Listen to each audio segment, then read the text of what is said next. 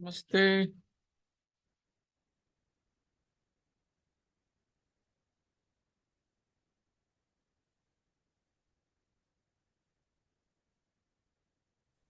Good morning, Kumar. Good morning, Sashi. Good morning, Kulkani Thank you. Good afternoon to you. and Padma. You are on mute, Sashi. You are on mute, Shashi.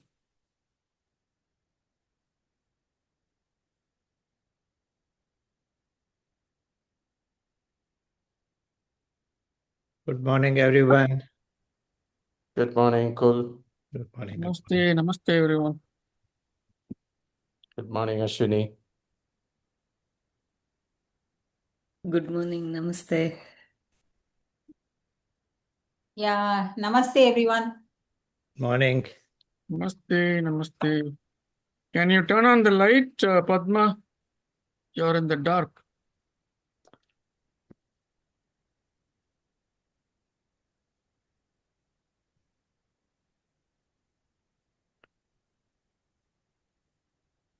Actually, there are a few people who are in this class. For the last 1 year, I have not seen their face. Definitely, I am not one of them. No, not you. I said there are few people in the class. I'm not talking about the people who do the class. I mean, conduct the class. So I'm hoping, after all the people come, I'm going to put that comment that before I close attending, at least I want to see their chehra. Mm.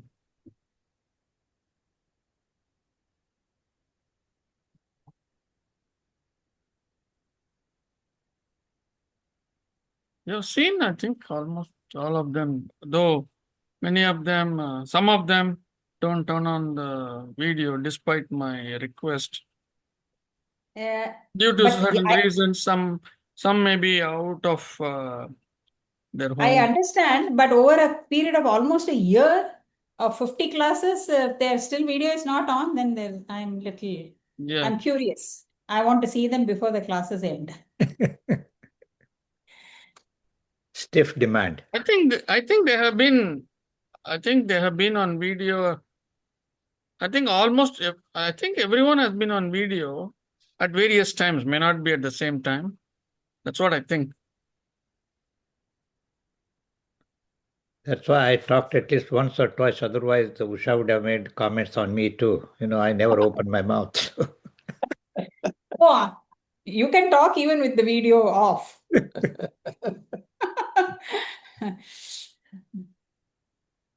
Okay, people. 7 o'clock.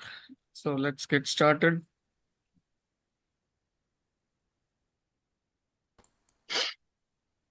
Please take a deep breath. Om.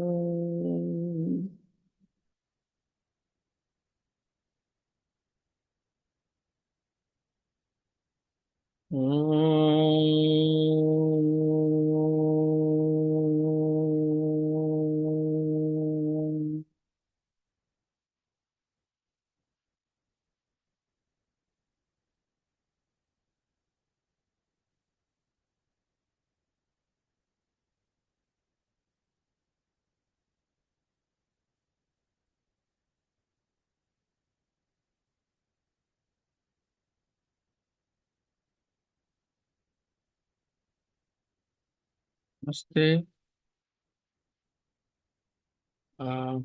You want to start the prayers, Srilakshmi? Yeah, yes, sir. Yeah. Om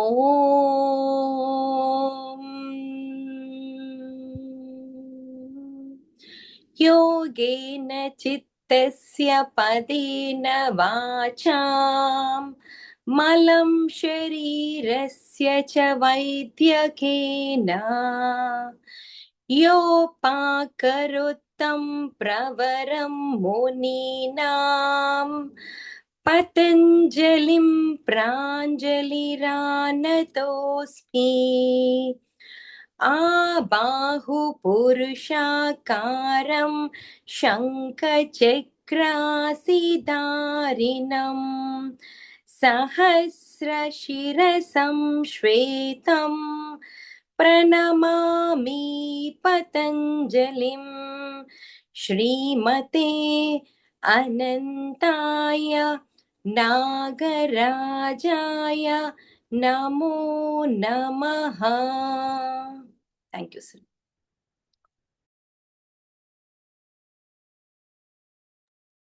Thank you, Sri Lakshmi. So, do you want to review the last 4 sutras of last week, or should we jump right into chapter 1 review? Oh, was there not a homework I thought it was a homework, so I was very stressed. Homework for who? Everyone, 2 sutras. Why should be stressed? It is a stress-free homework. Okay, so I'm not going to ask anybody to tell me. I didn't ask anyone to memorize the sutras.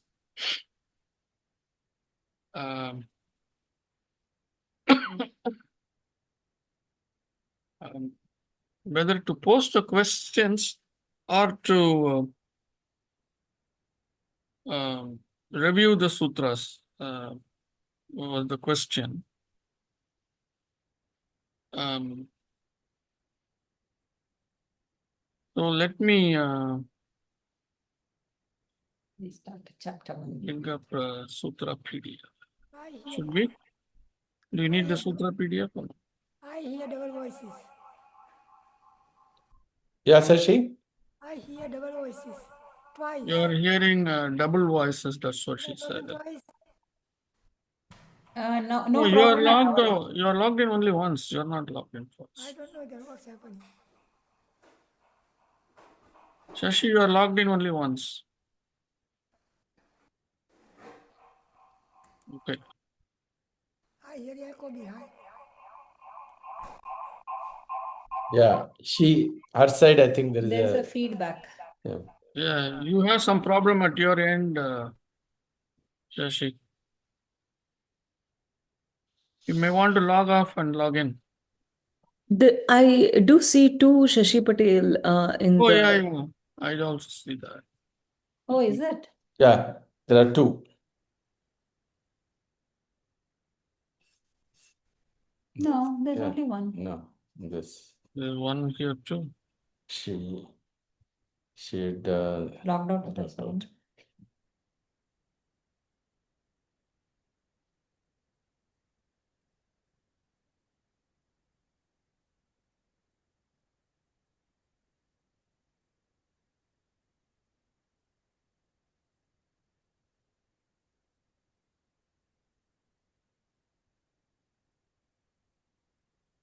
Oh, need to move this.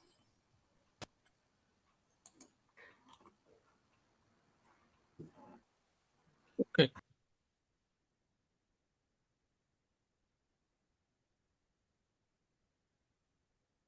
Very poor attendance. Very poor attendance. Very poor attendance. A few. My sister says she cannot be there. And Rajashree, she suddenly said she's going to be traveling. So 2 of them. 1, 2, 3, 4, 5, 6. And Saranya is out of the country. That is 3 or 4. Yeah. No, out of the 23 or 24, we are having only about 12. So Certainly, it's only 50%. Lavanya, I don't know what happened to her.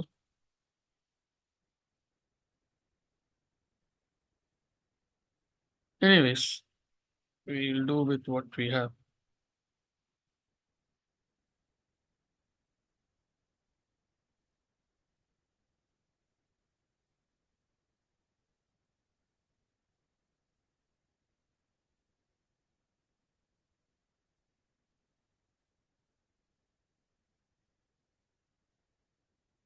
So going back all the way to chapter 1.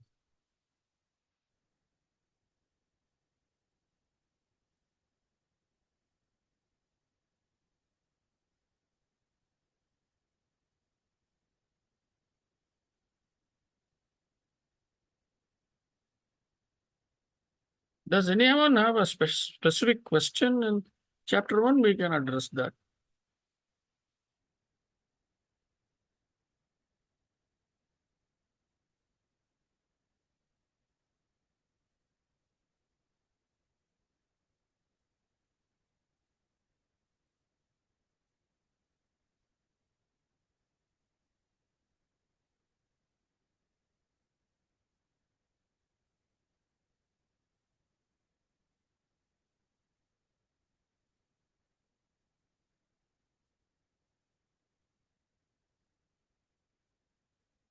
I don't want to make it too theoretical.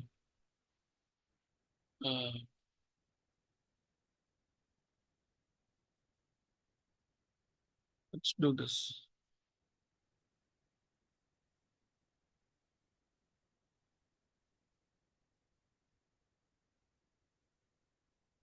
So the first 4 sutras, by now you've heard me many times. So the first 4 sutras are the introduction, because the entire Patanjali Yoga Sutra is presented as a research paper. So I was on mute. You didn't hear me. The request was if you can touch base the sutra number 3 little bit. 3? Did you say 3? Yeah. Okay. I understand it, but if you can just elaborate a little bit more. Yeah. Before I get there, anyways. So the first 4 sutras are the introduction to Patanjali Yoga Sutra, just like any scientific paper. Although the entire first chapter, it's an introduction, this is more of a executive summary, just like one would formulate a research paper, a submission. So just reading the executive summary, one would get an idea of what this research paper is about. And if that captures your attention or your interest or your passion in that field, in that area, then you would go further and read the document. So this is also presented in a similar way. The first 4 sutras are like that. And the very first sutra, or the second sutra rather, he's defining, Patanjali Muni is defining what is yoga. So until we see this sutra, most people will be having the idea that yoga means asana or pranayama or a combination of both. But here he's very clearly saying yoga chitta vritti nirodha. That is, yoga means the control of the chitta vrittis. Very clearly he is establishing that. And then he goes on to say, Tada drashtuhu swarupe avasthanam. That is, when you are in yoga, meaning when the chitta vrittis are controlled and your chitta is quiet, not doing anything else, that's when you see the true reality. Meaning, only in that state, only when the chittavrittis have died down. So here, that one line here, tada drashtu swarupe avasthanam, you must understand this line as the chittavrittis have died down. And then also sutras 40 to 55 or whatever. That is, you have gone through all those various states from the dharana, where you are attempting to quieten it down, and then from there you have gone to dhyana, where everything is silenced, everything is quiet, and even the mantra part with which you have started is no longer needed now because you have gone into deep meditation. And then in that state, that samadhi happens. So all those things are combined in that sutra. That when we say we see our true reality, what does it mean? It means that you are in connection with the higher being, that is Ishvara, and then you place a question. Then you can go into samyama. You place a question and answer comes back because of the connectivity. So it's a very, very loaded statement. Tada drashtuhu swarupe avasthanam. With me? Yeah. Does it make sense? Or does it say that who you really are when they are controlled? Does that mean, or when Is it's it in not states of one when you- true reality? Who are you? Who are we? Is that what you see it when you control the chittas? Yeah. See, who are we? First of all, we are the chitta, correct? The first realization is that we are the chitta. We are not this body. Actually, I had this discussion with Shashi last evening.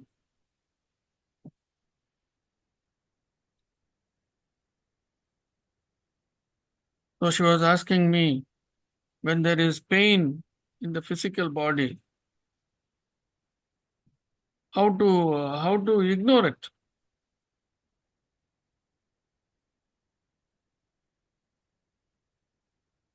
Let me pick up that message. Let me make sense here. Hold on one sec. Let me get this.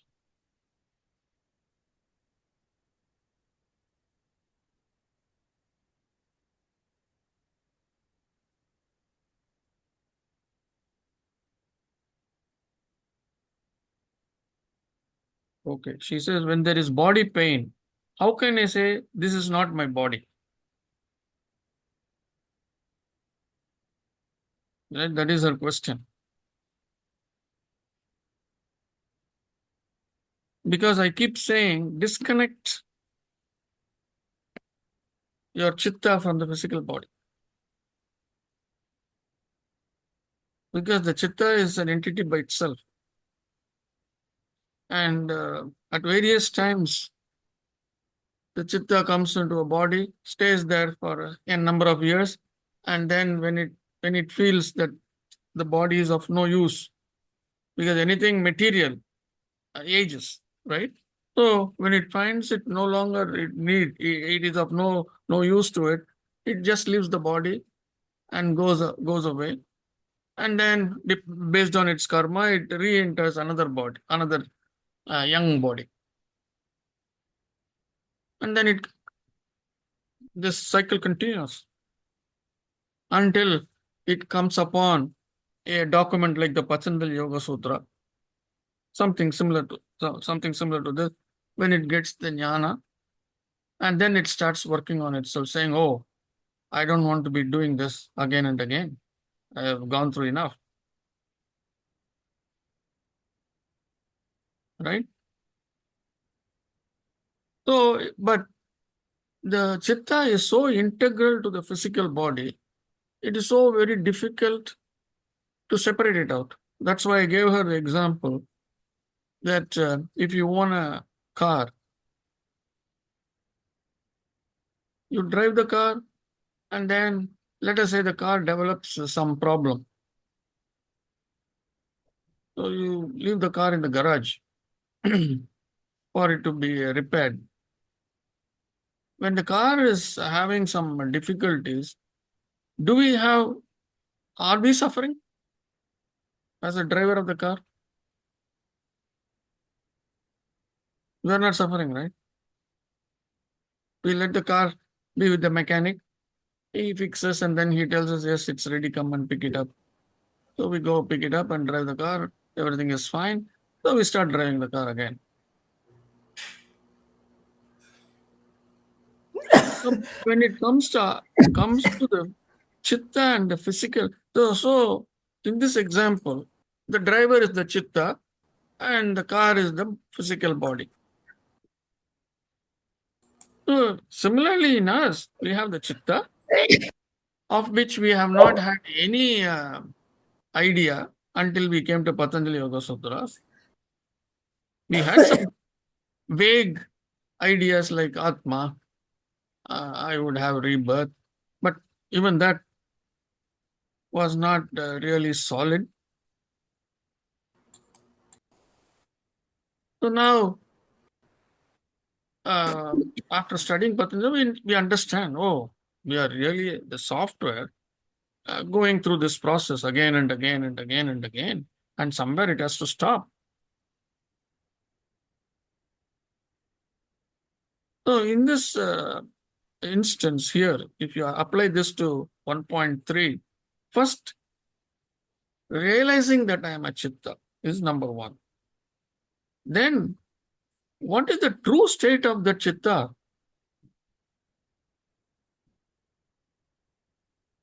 The true state of the chitta is not working with that kleshas, right? Is not being controlled by the kleshas. That is not the true state of the chitta. The true reality is that I am beyond all this. I am that Ishvara.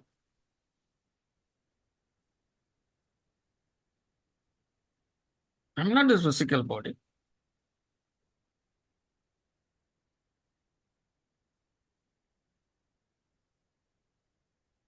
That's the meaning of Sutra 1. It's a very loaded sutra.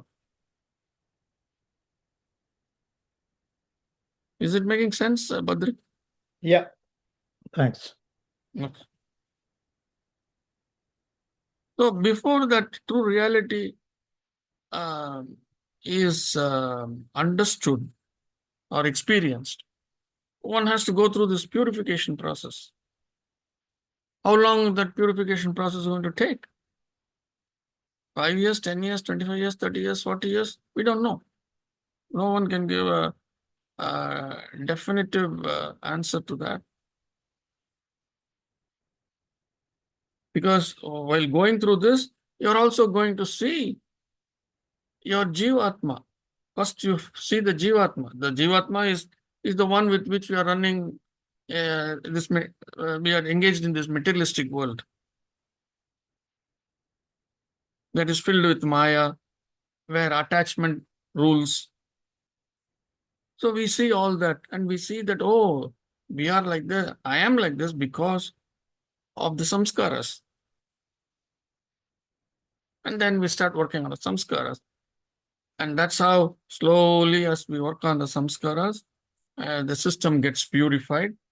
And finally, one truly starts seeing the reality.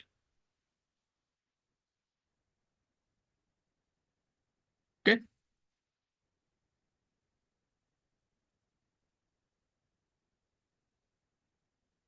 Okay. Any questions there?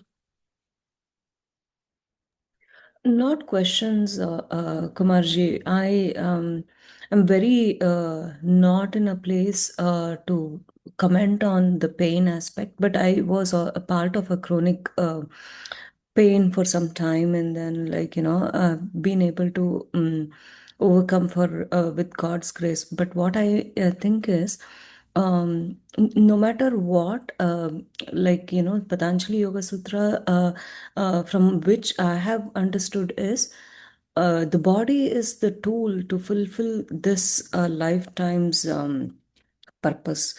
So, yes, we should identify that we are not the body, but yet still the body is part of this, the whole system of fulfilling the purpose, life purpose for this lifetime. So that means that you are going through the pain, but when you are going through the pain, if you go into that meditative state of, yeah, I do accept this pain as a part of my karma, and then this is like, you're going through the pain. There's no escape from that. But if you have that acceptance, I think the journey becomes smoother and better. Is what that surrendering process in during that time um, makes a big difference. Is what I felt. It's a personal experience, but that's all I had to add. Yeah, I mean, just like, you have a car, you have to take care of the car. If we equate the car to the physical body, you have to take care of the car or bike or cycle or whatever. You have to take care of it. You have to do the regular maintenance. All that you have to do. The same thing for the physical body as well. In addition to the daily rituals that we do for the body, we clean the body, we put on a new dress, those kinds of things we do, right?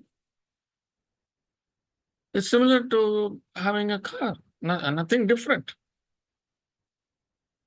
There's nothing different. Yes, unlike a car, here, supposing the driver in the car is integral to the car, like a self-driving car, where it is integral to the car, right? Here it is like that. In a self-driving car, the software is the one which is driving the car. Similarly, here it is the software that is driving this physical body. The chitta is what is driving the physical body.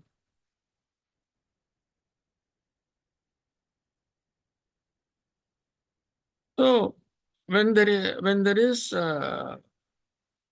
pain in the body, the chitta is going to feel it as long as there is there is no full disconnection. When we say disconnect, I'm not saying that the chitta will go somewhere else. No, I'm not saying that.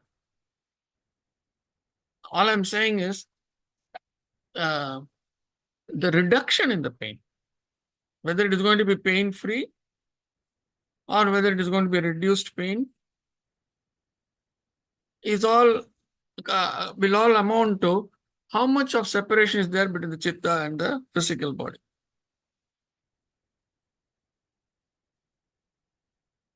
That's all it is all about.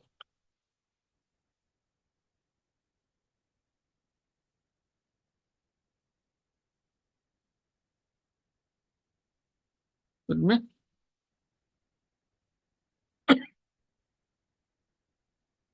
So,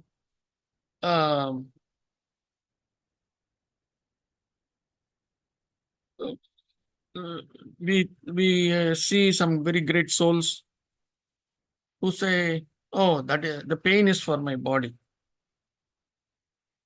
right? And then the other end of the spectrum, where uh, people struggle with the pain. So we have two extremes. But if we can come to somewhere in between, at least there is relief. The idea is, even if we cannot get to the other end, like very highly evolved souls, at least if we can make some progress in this understanding and working with the chitta, then there will be relief.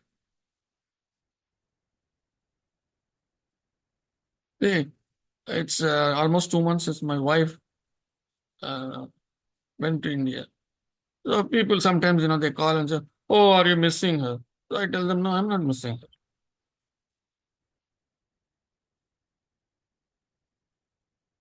Although the external world expects me to say, "Yes, I'm missing her." "Oh, I am feeling lonely." But that's not my truth.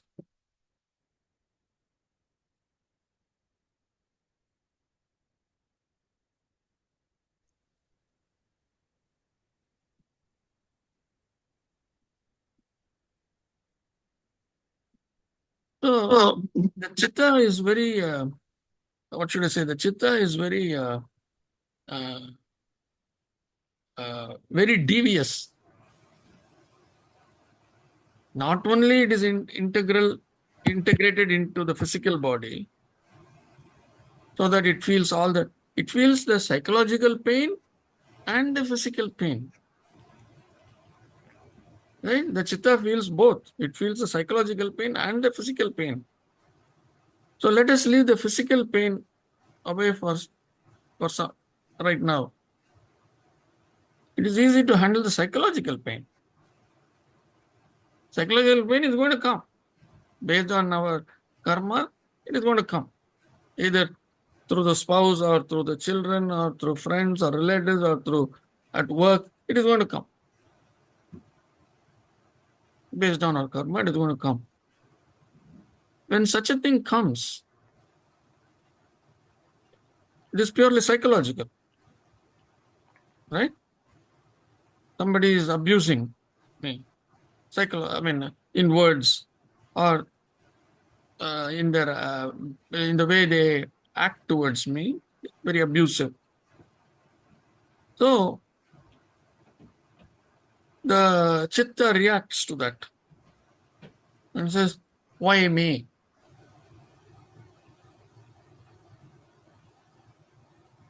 The moment we feel the pain of an abuse means this question has come. Why me question has come. Only when that why me question is there that you will feel it as an abuse. Any kind of psychological pain, we feel that psychological pain only when that why me question is there. Why is this directed towards me? Why is this happening to me?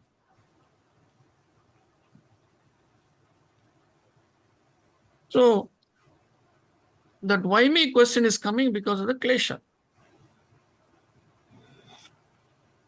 The kleshas are the one which is triggering that. Because the kleshas are the one which have put filters in the filters in the path of the inputs that are coming to us. And it says, "Oh, this is abusive. Oh, this is something which I cannot tolerate. I'm such a nice person. Why would anyone call me a miser, a cheat, a fool, a lazy bum, whatever?"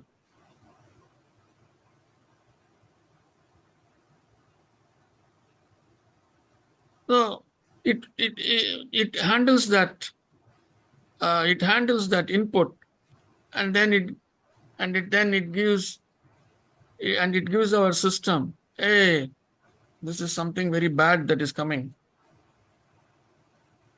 Now react to this." That's when we start saying, "Why me?" Think of that klesha is not there. That filter is not there. It comes and you respond. That's all you'll do. There is no pain at all. Whether they praise you or whether they insult you, you will just, it won't matter. You will only respond because there is no pain, there is no why me question. There is an ego involved in that one. Ego is involved. So in the kleshas, ego is part of kleshas, right? Yes, yeah. The physical pain can be controlled by like controlling. Let us not. I'm not talking about physical pain right now. We are only Okay. talking about psychological pain. Okay. No, but my So, question was physical pain can be controlled by like calming So, no, mind. actually, the psychological pressure is more difficult to handle, yes, if I could say, yes, because it is not just what you are thinking, it also what you call triggers a lot of hormones in you. correct. You Yes, get a cortisol, you get Headache. headache, all that only with the practice you can actually bring it to a level. Otherwise, what do? Suppose you eat sweets and your diabetic thing, sugar goes up. That is not just in your mind. It is physically also there. So how do you control it? You know. So only with the practice, when somebody says, as Kumar was saying, when somebody is insulting you, with all the practice, I find that you become tensed, your blood pressure goes up, all that happens. It's very difficult to get to the it is. level where you hear without hearing. That is just You hearing, hear without feeling. feeling. You hear it, but don't take it. You have to. That it takes a lot of time to practice, and that is where I think which is the one which says vairagya and it. Yeah, that is 112 I was looking at. Abhyasa vairagyabhyam Tat tat nirodha. nirodha. So that it's only by practice and sustained practice. That's what the comment says. Yes, What only getting there will help you to get that attitude of detachment. yes. And it is tough. It's a long journey. It's a long journey. What is this? Yeah, yeah. So, what is the detachment here? The detachment is, oh, we take that abuse and immediately embrace it. This is our nature to possess everything. That is our nature. If insult is thrown, we'll possess it. If praise is thrown, we'll possess it. That is the problem. That is the problem. And that comes from lack of detachment. Why is that happening? It's happening because of the kleshas. It is happening because of the kleshas. And the kleshas are telling you, oh, you know what? You are unique. You are special. Because there we have forgotten that we are only an instrument. We are only a screwdriver. Supposing while turning the screw, the screw is not tight. The screwdriver, for some reason, it is kind of worn out or whatever, and we are not able to turn the screw. We'll say, stupid screwdriver, and we'll throw this and try to get another one. Does the screwdriver get upset? The screwdriver doesn't get upset, correct? It doesn't shout saying, oh, you have to only use me. You cannot use the other screwdriver. It doesn't say that.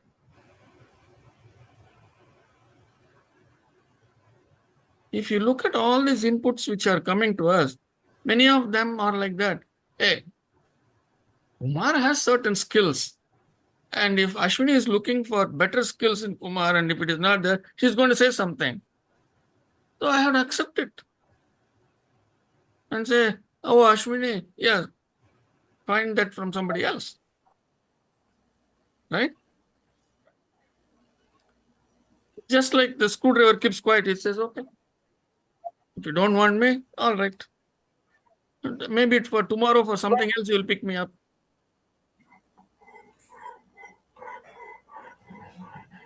So the psychological pain is coming from those kleshas, from the filters the kleshas are put. And then once you embrace them, once again we are embracing it because of the kleshas, the suffering starts. So here there are two aspects. One is the pain part, the other is the suffering part. Can we stop the Can we stop somebody yelling at us or insulting us? We don't have control over that. Right? So the pain is going to come, irrespective of what we do. The pain input is going to come. Whether you perceive it as pain or not is up to us, number one. Number two is when it happens, the suffering is optional. We don't have to suffer it. If somebody calls me an idiot, so be it, is one way of taking it. I know that I'm not an idiot. I know that I'm not a cheat. I know that I'm not a womanizer. So on and so forth. So I can just walk off and not be bothered by it. It's like, just like, a tennis ball comes and hits a hard body like a wall, and it bounces back. The wall doesn't take it. The wall doesn't absorb the ball. The wall barely absorbs even the vibration with which the ball is hitting it. So we have to be like that. That doesn't mean we are jadam. Do you have to say that? That doesn't mean that we are jadam. That means we have evolved. That means you do not react. You don't react, just let it go. Don't react. The response is fine. Meaning, when such things happen, press the pause button. Think about it. Whether at all that it needs a response. 99.9% of the time, it won't need a response. When such a thing will come to us is only when we pause. Only when we hit the pause button. The pause button is our attempt to stop that kleshas or to throw the filters off, to displace the filters. That's why the pause is needed.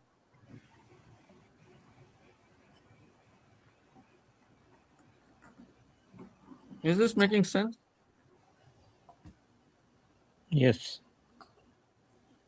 So, the psychological pain can be even more painful than physical pain. It will squeeze the heart. It will be like a wrecker ball hitting the heart. I've gone through this myself. It's like a wrecker ball coming and hitting the heart, pressing it.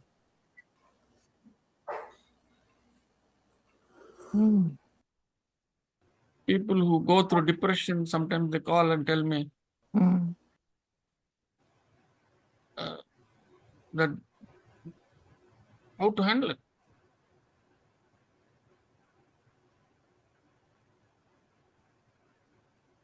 So as long as that why me questions start, the pain starts.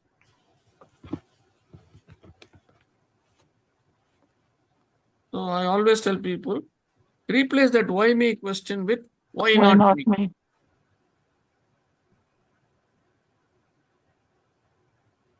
Why not me? Because why is it coming to us? Is because of our karma. So I did something dreadful in the past birth. So it is coming to me now, and I'm questioning this experience as why me? Why is it coming to me? Why is it coming to me? So if we have the understanding to replace that why me with why not me, very, very easy to handle it right there.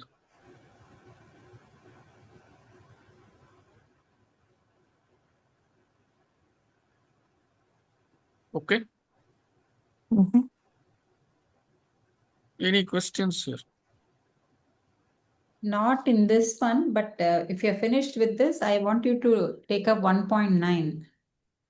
Okay.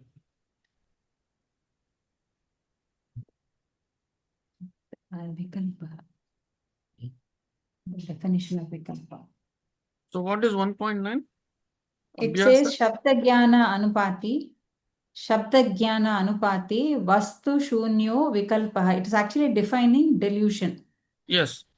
So I noted it down as delusion is that which follows knowledge of vibration or science of vibration, but is materially baseless. So I don't know whether I wrote it down correctly. That's I thought I'll ask you to just expand on it. Yeah. Is this understood before we move on? Pain and suffering.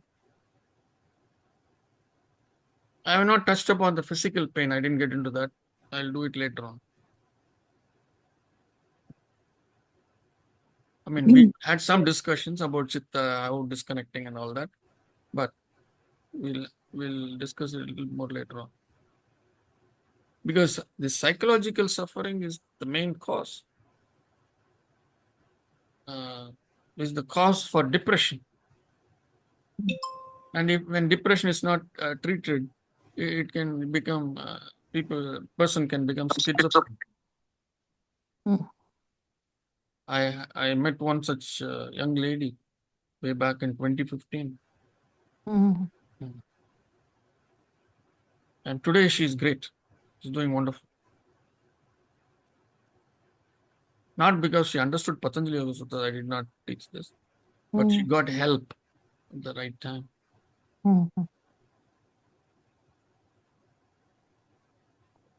But temporary depression can be controlled by the medicine or some pills. Permanently controlled by the meditation. Depression. The temporary depression can be controlled by medicine, yes. Yes. Yes. But that is not going to heal. How will a depression be healed by taking medicine? It is not going. Just medicine just blocked signal to the brain. It is only a temporary thing. Any medicine is only a temporary thing. Because you're not fixing the actual source of the problem. What does the medicine do? It works on some hormones and things like that. That's all it does. Right? It is not fixing the problem. It is not fixing the source of the problem.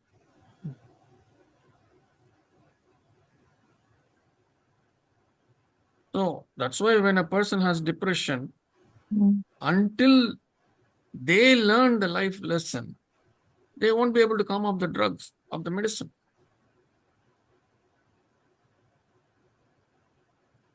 See, many a time it is a situational depression. I don't want to get into all those things.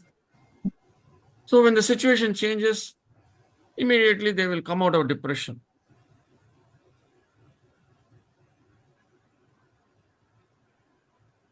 For example, in India, a girl gets married and then goes off to her in-laws' place. Many of them suffer some kind of a mild depression for a few months because they are thrown into a new environment. However, well they are treated, they go through this minor form of depression. They may not even recognize it as a depression. So during that period, maybe 3 months, 6 months, whatever, during that period, they would always want to run back to their parents' place for a day or two or whatever. I mean, many of you might have gone through that. So that's only a temporary solution, right? You cannot be doing that forever. At some point of time, you have to accept the new environment. And you also cannot, if you don't accept the new environment, you cannot constantly run to your parents' place also. then you have to take medicine. And if you take that medicine, it is not going to cure you. It is only a temporary getting over of that. So what will finally fix it? It is that person accepting this reality that I am in this new place. I have to do things in this new place in a different way. Understanding and accepting all those things. Right? Anyway. Shabda jnana anupati vastu shunyo vikalpa. We'll come to that. So we know that the cause of many of this, the disturbance is the chittavrittis. And the chittavrittis we have seen there are 5 types and all that we have seen. And one of them is this delusion, vikalpa. So vikalpa is something which is possible to be there, but which is not there. So I gave an example as somebody is saying, oh, there is a snake in the room. But there is no snake in the room. But snake is definitely a possibility, right? Materially possible. But it's not there. So the person is imagining something. He's looking at maybe a shadow and saying, oh, it is a snake. Misconception. The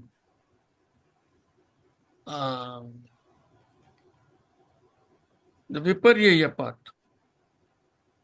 is you look at a rope and you say it is a snake. That is misconception. So that's the difference between the two.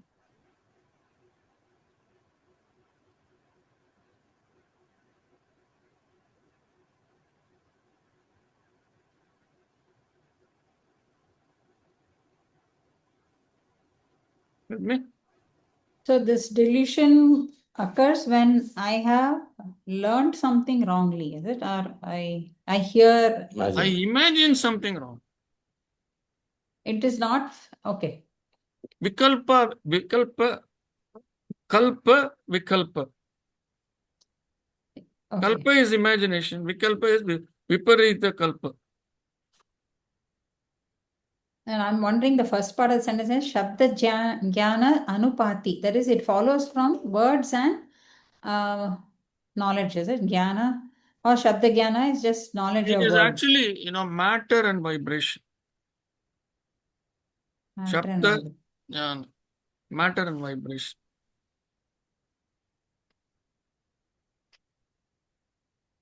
So Jnana, here Shabda means material. Vibration. Yeah, vibration. Shabda is vibration. Yeah. Anupati is follows. Follows. Anupati means follow. Vastu Shunyo means it's actually there is no material. That is, it's baseless or there's nothing there. Yes. That is delusion. So the snake is not there, but in my imagination it is there. Okay.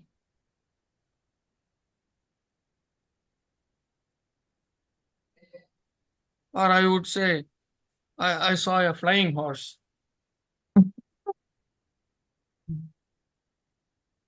So it is, it's in my imagination it is there, and it is also possible, right? It is possible to have a flying horse.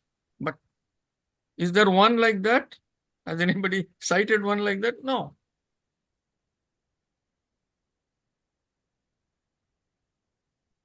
I wanted to say like a blue apple or a blue mango, but I saw yesterday there is something which is blue in color, a mango which is blue in color or purple in color, whatever.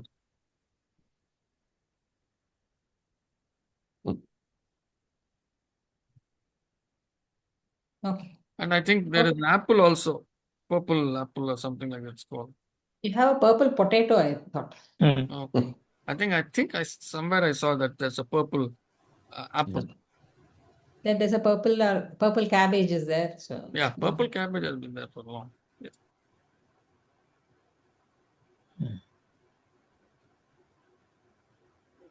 That's part of my salad every day. Purple cabbage. Few shreds. one of these days we have to come and taste your salad, Kumar. Of course. Sambar Yeah, also. I And we want have to heard taste so your much. sambar, sir. Sambar. Okay. Sambar. We heard so much about your salad making, and so we had to come Actually, and. I have this Sunday. I have invited my one of my HFSS client. Her mother has come and she has got a 5-year-old son. So her mother is visiting her from India. So I invited them home. So they're coming on Sunday evening. So I told them I'll make pongal and chutney. So I will let you know. Now, then you can add that also to the list. How Ishwara delivers it. See, if you put pictures, yeah, then that kind of gets indelibly printed in the memory.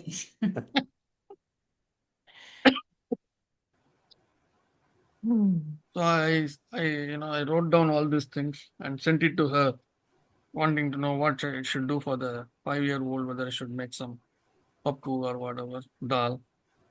And then she wrote back saying, the moment I saw pongal, I'm already drooling.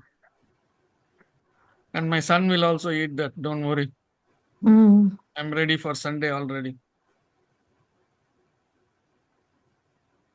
Anyways,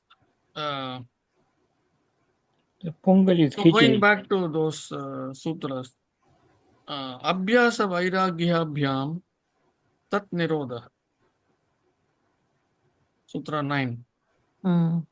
Not 9, Sutra 11 or 10, 11. Abhyasa vairagyabhyam tat nirodha.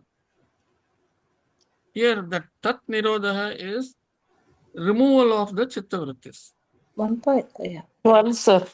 1.12. 1.1. Abhyasa vairagyabhyam tat nirodha. So the tat there refers to the chitta vrittis, because we have discussed the chitta vrittis, saying the way to control the chitta vrittis is through abhyasa and vairagyam. That is detachment and practice. Practicing the detachment. So as long as you are attached to this worldly things, there is no hope. Padma, there is no hope. You have to unmute. Padma or what is it? No Huh? hope. No hope for Padma or what is it? What do No. you mean by it? Oh, I'm saying as long as one is attached to the worldly things, there is no hope. Whether it is Padma or Madhavi or Usha, the same thing. Okay. So I called you because I have not called you in a while, so I called your name. And since I'm not seeing any document, I'm seeing all your faces, so I'm able to just call based on the fact that I have not spoken to some of you in a while, or not put you in the hot seat. But when it comes to psychological things, ladies or women will suffer more compared with men, sir. No. No?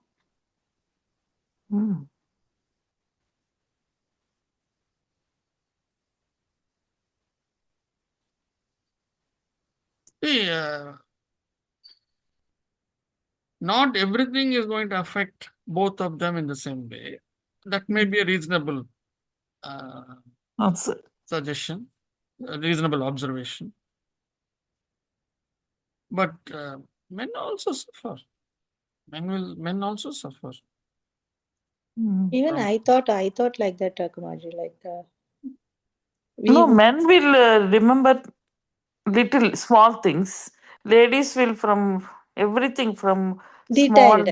yeah, very minute thing to date, dress, time, occasion, dialogue to dialogue, everything they remember. Suppose one instant happened to me and my husband same time with same person. I can tell everything A to Z. My husband don't even remember the date.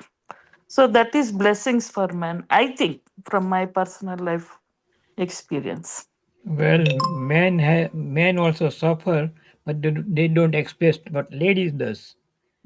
See, suffering ladies try to keep it out, and men just try to keep it in. No, this is all men cultural nature. thing. It's also cultural. Men are expected to hold their emotion. Yes. That's society has put that kind of That is frown on them. Good point. Yeah, that is another stupid belief that men have. Yeah, That they should not I mean, cry. it is a society pressure. It's actually a pressure. That they should not cry. No tear should come out of through their eyes. Because crying is a very cleansing thing. It's a spiritual thing. Crying. It relieves the tension. It relieves the tension. It releases the klesha, I would say. I think it's a tension because especially around any death, they insist that whoever is the most affected person should cry and let it out. Some people hold it in and they'll pretend that it's okay. I mean, I'm strong, mentally strong, and I can bear it. But rarely are they telling the truth. Internally, they are suffering. No, Usha, this letting out aspect it means, really speaking, coming in touch with your klesha. If that is not happening, that is not letting out. Then in that case, you're only letting out the emotional part. It is actually going into more of self-pity. But actually, it does work in a slightly different way. Suppose when you cry, I mean, because of some memories, which is triggered by somebody coming and offering condolences. They come and offer condolences. Oh, he or she was such a nice person to me. And then so emotions get triggered. That releases the pain or whatever suffering you have. It's a very scientific or neurological or whatever you want to call it. It is known that really helps a person come to terms with grief. No, that crying is not out of self-pity. No, it is out of loss. That's not out of self. See, even in that loss, if somebody is going to come and tell you about the greatness of some person and you cry, and why is many a time, if you look at it deeply, you're crying because, oh, how did I miss that? Whatever the reason, but it helps. I'm saying that is why they say people should go and offer condolences. You should relive the memories with the person and help them overcome that grief. They should not be left alone. There are so many of our social norms, which I think has a lot of what do you call this bearing. not leaving them alone is only for people who have not evolved. For the evolved people, it is not necessary. Kumar, most of us are in the not evolved boat. Okay, No, we will what treat I'm saying everybody as not evolved. That is true. All I'm saying is we always have to qualify. That's all I'm saying. I understand. Yeah. And this is a social practice. So like there is a social expectation that men will not cry. There is a social practice that we will go offer condolence and make everybody cry. That's what I was trying to tell. Yeah. So I remember when my father passed away when I was 35. I was in India at that time. I cried non-stop for 13 days. It helps to cry it out. It helps to cry it out. But I did not get over the pain. I did not get over the suffering. It continued for 7 years until the awakening came. The pain was there, the suffering was there. The crying part reduced over a period of time. Even then, in the first 1 or 2 years, suddenly I would one day I would just sit in one corner and I will cry. It all depends upon different persons. No, some people this is strong. Like one of my friends died. It is not strong. No, it is not strong or weak. It's not about strong or weak. It's about the kleshas that is inside. Yes. It's about the kleshas. That means different persons, different kleshas. That's what it means. Yes. And as the kleshas wear away, then slowly the crying also stops. Well, how does the klesha go away? The klesha goes away by the increase in the vidya, right? That's how the kleshas fall. So for me, it took 7 years because at the end of around that time, at the end of that 7 years or whatever, I went through an awakening process. I got an awakening, and that helped me to start this journey of understanding death. And I have told you, when my father passed away, I narrated this incident that there was this very strong message in me for me to go and to meet him that day. It was literally pushing me, but I didn't go. I didn't go. I took the materialistic stand that I've come to my in-laws' place to enjoy with my children and my wife, and it'll be too bad if I just break away and go. All this coming from the kleshas, so I didn't go. And after that, I could never speak to my dad. That was it.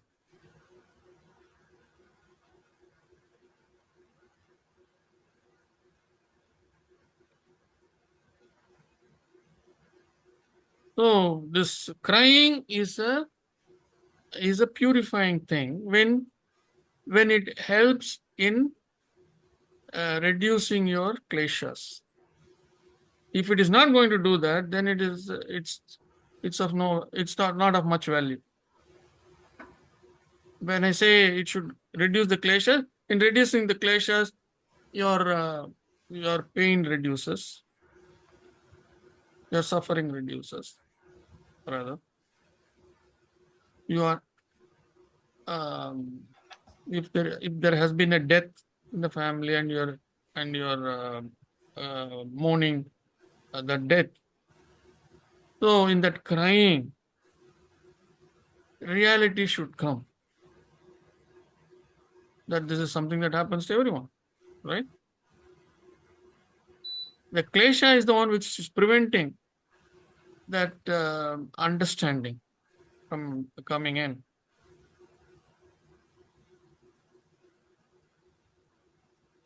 So that's what it should do.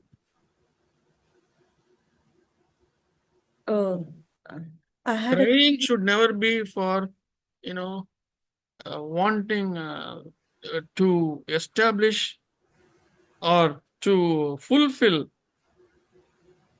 what I want. So, for example, if my wife wants a gold necklace and I say no, and then she starts crying until I yield. Who has learned a lesson here? It's only me who has learned a lesson, not her.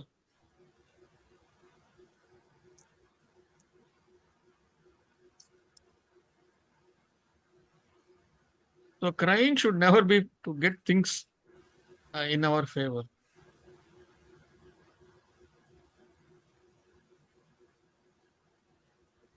Crying should always is to acquire jnana.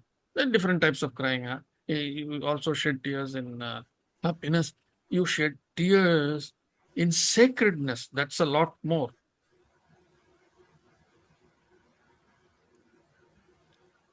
Many times you shed tears in that sacredness of the universe, sacredness. It could be sacredness in relationship. It could be anything for that matter. You could just see a tree and you can start crying at the beauty of the tree, at the beauty of the creation.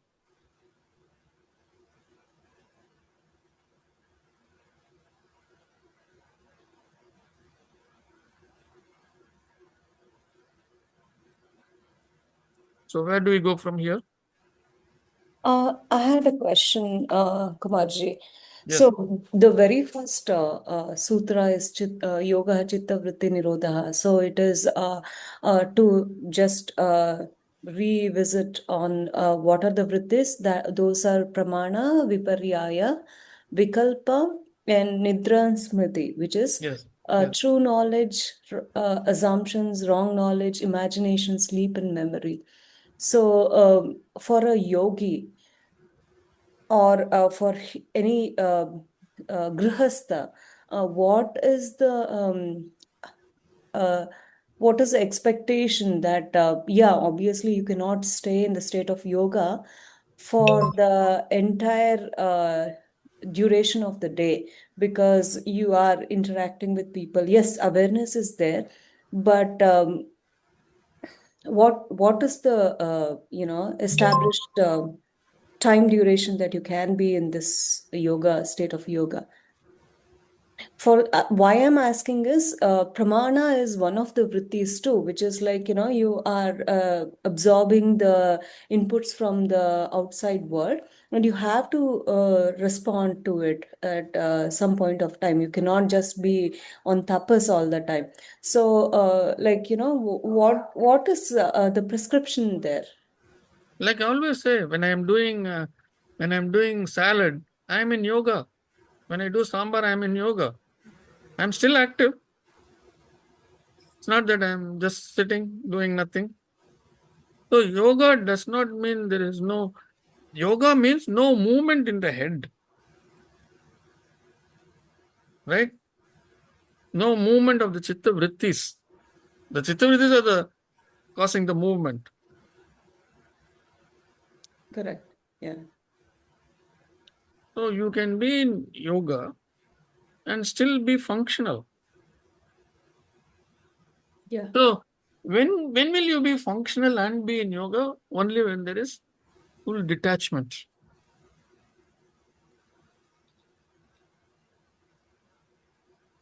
When there is detachment. So Ashwini, That's right. actually, that's Yeah. right. I mean, you are all the time. I mean, it's not at a time you are having the good thought. That happens till you reach the. That's what it says. PYS also talks about it.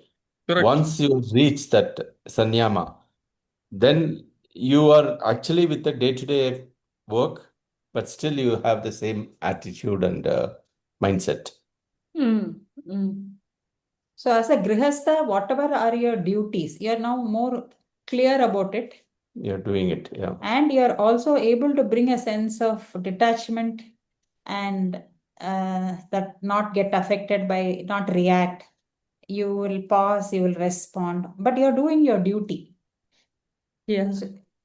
So that state of mind continues through your all actions or activities through the day, whether they as a grihastha or as a manager or as a teacher, whatever it is, or even if you're walking on the road, your behavior is now forever, it is modulated by this awareness of POS. Yeah, I mean, I completely agree upon modulation and then have a pause between your reply or response. Like instead of replying, you just respond to it by taking a pause. That is yoga. Yeah, that's That is correct. yeah. But since vritti is also considered, like, the pramana is also considered, but that pramana creates an impression that will make you decide whether it is a rope or a snake. That information is very important for you to analyze. So So that is why when we started this Chittavritis itself, we said Vrittayah, Panchatayah, Klishtaha, Aklishtaha. It can be painful or not painful. Okay. So the vrittis can be painful or it need not be painful. But the fact of the matter is, but still the vrittis are there. Okay. So when I say yoga, when I'm doing something and I'm saying when I'm in yoga, obviously some vrittis are there. It is controlled. It is not zero. So it could be a pramana vritti. Right? It could be a pramana vritti. It is okay. We are not saying zero. It is controlled. Instead of when I'm doing the salad, if I'm thinking of, oh, I have to make coffee, I have to get the decoction ready for the coffee. I have to do that. I have to do this. Oh, I forgot to write the homework note for my son or daughter or grandchild. All these things, when it is happening, then what is that you're doing when you're doing the salad? Everything is lost. That's all I'm saying. Correct.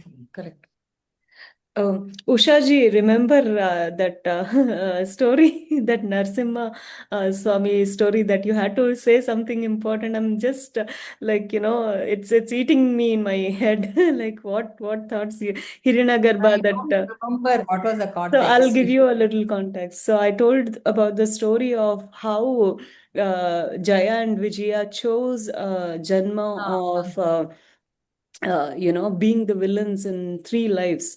And you say, and what if being a villain is their purpose of life in that, so it's justified in the cosmic plan. So you said you have a different thought process on it. So I'm just trying to hear that. I think I don't remember offhand what I meant to say then. So the problem, Ashwini, is when you have misconception or delusion, you do not know you have them. Right? That's a big problem. Exactly. Explain, Mohanji, I did not get. Till somebody points out that your entire concept is wrong, you think that is a reality and you are immersed in that. I mean, I can tell you a lot of examples right from, I think once I mentioned this, the entire, what you call the physics fundamentals or the cosmic cosmology, the model till it was corrected sometime in 16th or 17th century, Ptolemy to everybody, it was wrong. But they were able to make some correction here and there to make it work. Everything worked, but it was wrong, till somebody came and said, you don't need it. So even now they do that, some of the Planck's constant and all that. We happily they added one constant to correct it. But then every time they had to add till they realize that actually there is an entire the universe is expanding. They were not able to manage that, I mean, something like that is there. There is also very nice story there about Indra was cursed once to become a pig in earth. So he became a pig. Then he found a family. He got piglets, everything. He was so happy in the mud and wallowing in the mud and happy. Then the Devas got very concerned. They came and told him, no, this is not your life. You are Indra, actually had to come. He said, what are you talking about? I'm happy. I won't come. So they had to kill all the piglets. Then they had to kill the spouse. Even then he was feeling sad about it, but he was not realizing till at some point, then he suddenly realized, oh, I'm not here. It's not supposed to be this. So it's just a story, but it tells you, when you are in some situation, Like, I mean, I tell people like you, youngsters, that in a corporate, you get a golden chain. You are treated so good and, everything. So you feel so comfortable, you don't even look outside. So I tell all the youngsters, don't get chained, because naturally, you are at a working age. So the manager like me will ensure that you are happy and you don't quit. So So I had this repeated a pattern in my life until I think last 2 years or so. So I was very disappointed, depressed, and I was thinking like I'm fairly uh, not. This is my evaluation before 2 years. Okay, it's not anymore. I don't identify with my career, or I don't identify with any of the external things. Thanks to PYS, but. There was a time when I was identifying myself with a job, and what's happened is like, in my career, life of career, I'm very ambitious, very goal-oriented kind of a person. So I kept uh, getting into a situation where I had to quit a job or I was fired for no mistake of mine. And I was thinking like, I'm fairly a like very loyal person, and then it's not that I don't put effort or something like that, but situation kept repeating and repeating, and I got into a depression for a very long time. And that's when I came across I started astrology classes seeking solutions, pariharas. And once I got deep into the subject, I realized astrology is such a wonderful subject, and seeking solution for so menial as mine was an insult to the subject. So the PYS class, Bhakti and Parth is not there, but they introduced me to this class. And when I started learning, I had a conversation with Kumarji, and then it was a slap on my face. Few of the assumptions that I thought was right was a slap in my face. And then I got curious and I What started. did he say? What did he say? I'm So curious. I remember, remember I said like, I'm a fairly nice person. I forgive everyone easily. I don't hold grudges. And then you said, why are you putting yourself in a pedestal where you are capable of forgiving others? So that was like, wow. I was like, So then PYS itself, when they talk about all this thing, pramana, and then explaining that, it talks about evidence-based inference and learning from others. Very important. If you look at it now, reading scriptures, why is it needed? Because you may not have everything. You yeah. have to read scriptures, you have to listen to people, and then you will get something which you are not bargained for, or you didn't think of. Actually, in chapter 4, just a couple of sutras before the end, we said, after understanding all this, right? After understanding all the sutras, understanding all this, finally we have come to a point with the connectivity with the divine and all that. We have come to a point where now we know there is hardly anything to know.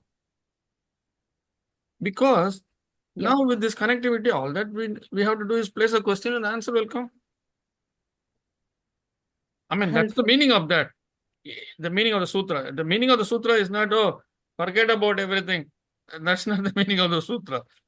The meaning of the sutra is, if there is a Pureness. need, you put a question and the answer will come back.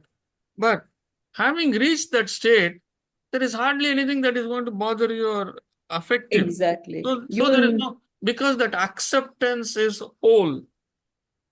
The acceptance is so whole, and there is no expectation of the other. There is pure detachment to everything. So you see things as they are. Again, self-study, swadhyaya is so like important, but to understand the concepts like PYS, which is so deep, and you have to have other perspective. I think a group study is very, very, very important. There's no way I could have understood these concepts if not for contribution from everyone and everyone's perspective onto the subject. So the foundation or fundamentals are getting deeper, but there is a long way to go. I think I need this repetition multiple times to internalize more and then not forget it at every point of time. That's a very good realization. And there is, I mean, when you said that you have to visit this many number of times, the class, that shows that humility, that acceptance, because this is a very tough subject, and all the co-passengers, if I can use that word, they all help you, help each other. Like how in the train, we chit chat, and then somebody offers a cup of coffee or a drink or some peanuts, snack, and all that without asking. Then there is no money that is paid or anything like that. But everything helps, and then you have a pleasant journey and you get off. Similarly, in a class like this, especially not only here in the satsang, it is a in satsang it is such a huge canvas on which people come and paint, and they paint it in such a way without any kind of anything holding them back. So it's been an eye opener for me. Every week, we don't even know what we are going to discuss about. And then at the end of the hour, we have talked about a lot of things. And then everyone feels fulfilled, that they have understood something which they have never thought about in their life, so on and so forth. So that's why that satsang is very, very important. And when can you do a study on your own is, you will know it yourself. You will know it yourself. Because for me, the self-study started, I think, after my third class in Patanjali Yoga Sutra. Or during that time, slowly it started. And then it became a habit for me that, oh, I could sit and probe on this sutra by myself, go deeper into this, focus on this sutra, ponder on this, do all kinds of deep thinking, make my own notes, whatever. All that I could do. After around the third session, I could do that. So until then, everything was in the class. It was mostly Shravana and Manana. Even that Manana was, I wouldn't say too much. It wasn't too great. But the questions have to arise. If you sit in the class asking no questions, or if you don't pose any questions, then the evolution gets stunted. So I used to ask this question to my sister. I used to demand from her, why is that you're not asking questions? Especially in the first few classes. Especially in the very first class. The very first class that she attended was my third class with Dr. Rajan. And she said, Kumar, I didn't even know what kind of question I have to ask. This is what Tammy was telling me to later on. So I told my sister, didn't you see me asking so many questions? Thousands of questions I was asking. Then she said, Kumar, you knew what question to ask. I didn't even know what question to ask. And I couldn't understand that for a long time. Then I had to take a cup of coffee and do what Mohan had sent, with my younger self 2 years back. And think, what did I do in the earlier classes? I also did the same thing. I mean, I did ask questions, but I think I asked mostly meaningless questions. I asked questions to establish that I know this. Or it was probably not even a question, it was more of a comment saying that, oh, I know this, when I did not know it. That is the funny part of it. And I did not know, I had no clue, but I was saying as if I knew it. And I was saying that to a man like Dr. Rajan, and he's immensely sweet. He tolerated me, especially in my first class. I don't know how he did not throw me out of the class. You were all not there.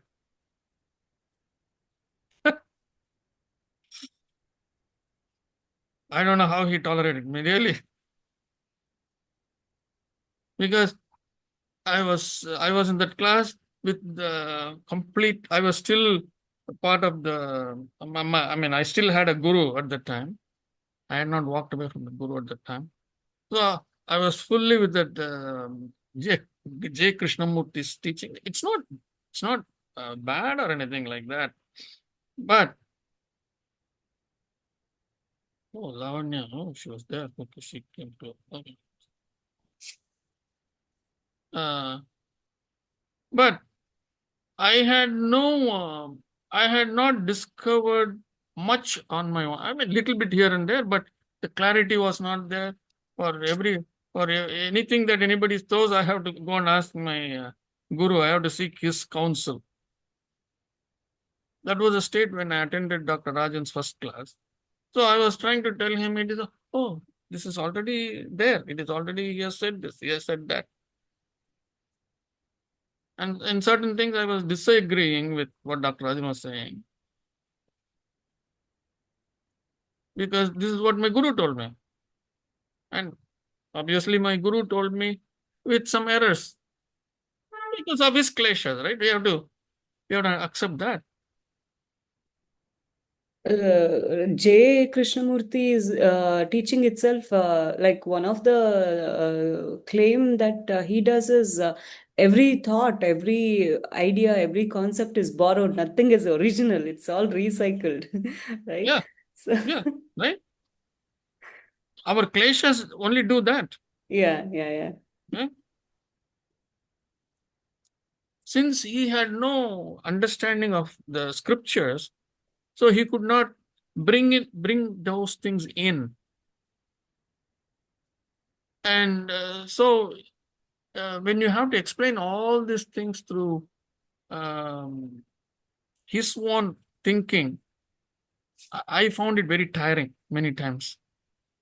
It is. I think he was pushed into theistic society and forced upon all that, and then he kind of developed that aversion towards any philosophy. Yeah. And he had all the seizures, and probably he had, like Ramana Maharshi, he had a different kind of awakening of his own, right? I think that is where it boils down from his life history. Even J. Krishnamurti had his own realization. It's not without that. Yeah. Right? But the thing is, all his arguments are very, very logical. Yes. Logical arguments. And it takes pages before the conclusion arrives. And I get tired before that. Same with me. I don't have patience to go through his process to get to that end result. I'm like, it starts hurting. No, it's not the end result per se. It is actually being aware of how he's connecting, how the sutras are interconnected, right? Yeah.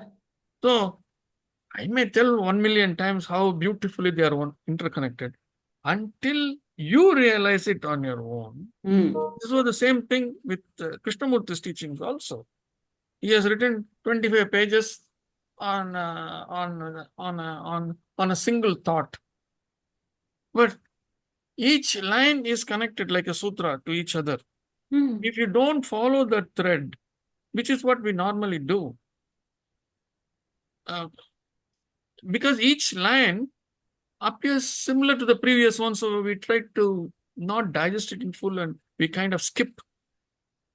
And then finally we come to the conclusion, what did I learn here? Possible. I might not have put in a lot of effort in like understanding a concept and then skim through. That's why it is hard for So me. after the clarity comes when you start reading his thing, it makes perfect sense. But now I don't need his teaching. Sorry to say that. But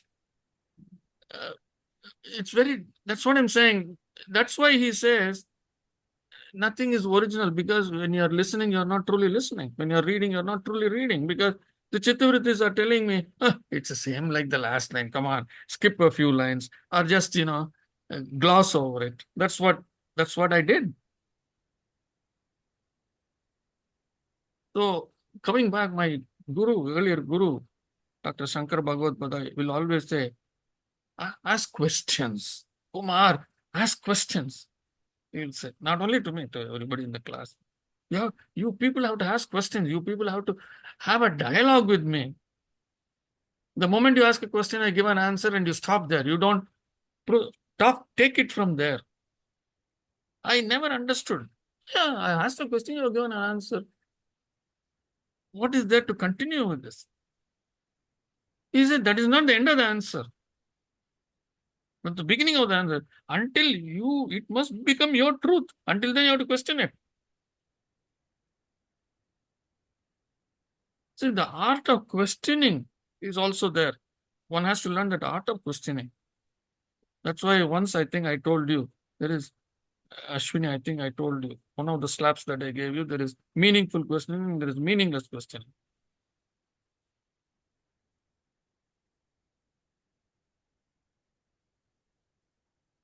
So you've gone through a lot with me. Good, I think it is all for good. Like, nobody has dared enough to question my, what do you say, thought process, because I used to have that spiritual ego and then ego on knowing things, because I work on it, research on it. So nobody cross questioned me or or tried to argue, because there is no winning in debate. So. After MIT and after getting a job and kind of after the first few years, during that period, slowly I began to realize, hey, my childhood friends, and some of them, if they are not at the same intellectual level, I didn't want to carry on a conversation with them. Yeah, same. I had that difficulty too. It's like I used to get irritated so much earlier on. So I used to avoid them. And one of them, after much later, when I established contact with him, he said, Kumar, did you know, you were working, I was also, or maybe I was doing, I was in MIT, I'm not very sure. He said, you were in the bus, in the front seat, somewhere in the front, and I was in the back, and you saw me, and I saw you, but you never even cared to speak a word with me or wave to me or come and sit next to me, or you didn't even invite me to come next to you. Although I didn't remember that incident at all, even till date he remembers. And if I say anything, he will immediately say, "Oh, you are the same, Kumar. You have not changed. This is how you treated me when you were 25 because you were in MIT." So, but now I tell him, genuinely, I don't remember it. But I also told him it is absolutely possible that I had behaved like that with you. So that acceptance is there from my side now. Now, meaning in the last many years, I would say in the last 15, 20 years, I could say that. Prior to that, how will I accept that?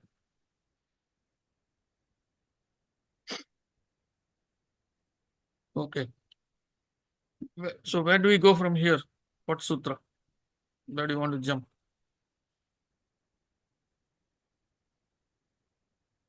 So the detachment Like again and again, I'm saying that is the key, that is the crux of the entire thing. If you cannot detach yourself, you're not going to flower much.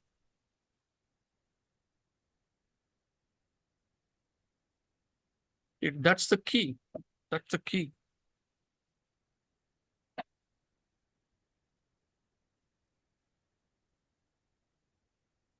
Actually, my son sent me I met my son a couple of days back. He sent me a message in the morning. Oh, I'm here home with my son. That is my grandson. And if you and we'll be here for a few hours. Why don't you come?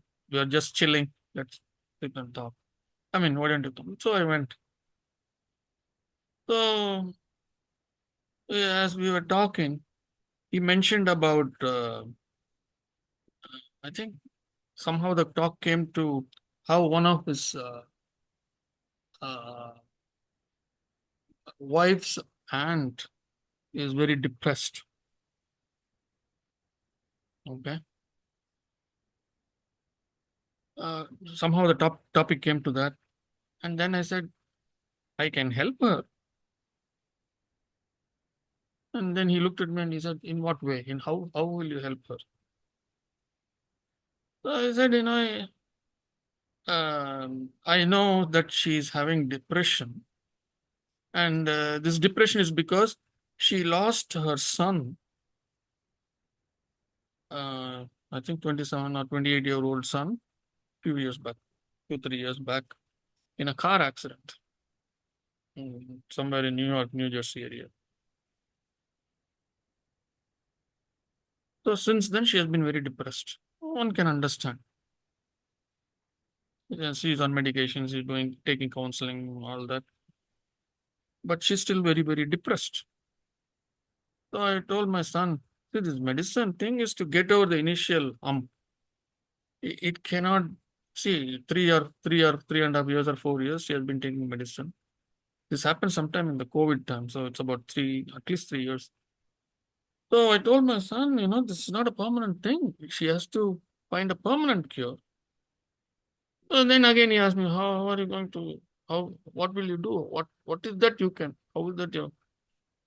I said, the main thing she's suffering because of her attachment to that son. Especially in back home in India, they will say the worst kind of disaster that can come to a parent, especially, is losing a child. That's the worst disaster, worst crisis that they can ever face in their lives. Putrashoka nirantaraha. Yeah. Putra Shokam, that's what they say. Yeah, Putrashoka nirantara. I mean, it just Yes. It never won't go. never leaves. It never leaves. But when we say it never leaves, it as long as you're attached, it will never leave. That's the meaning behind that. Is the attachment that causes that. So I told him, the suffering is because of this attachment. And he looked at me, what do you mean by attachment? And I said, there is attachment, there is love. So I explained all this a little bit. And then I said, you find out and let me know if she is willing, I'll help her. I'm sure I can help her. I mean, at least I can, when I say I'm sure I can help her, I can provide the tools. But then she has to work on it. But there is no medicine, it's free. It doesn't cost anything. But anyways, so there is an opportunity for that lady. Whether first of all, whether my son will take that message to her, I don't know. Assuming that he takes it to her. Whether she will grab that opportunity, who knows? So what I'm saying is, Ishvara tries to extend his hand, and there are many obstacles to that hand reaching the suffering person. And then finally the suffering person himself will say, I don't want it, right?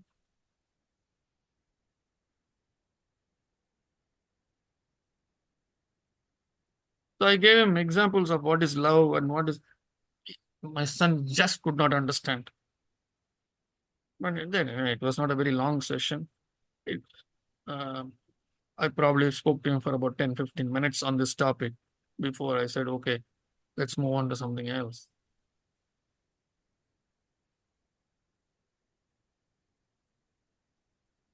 So it is difficult. It's difficult. Nobody is saying it is. First to understand what is this love and what is this attachment.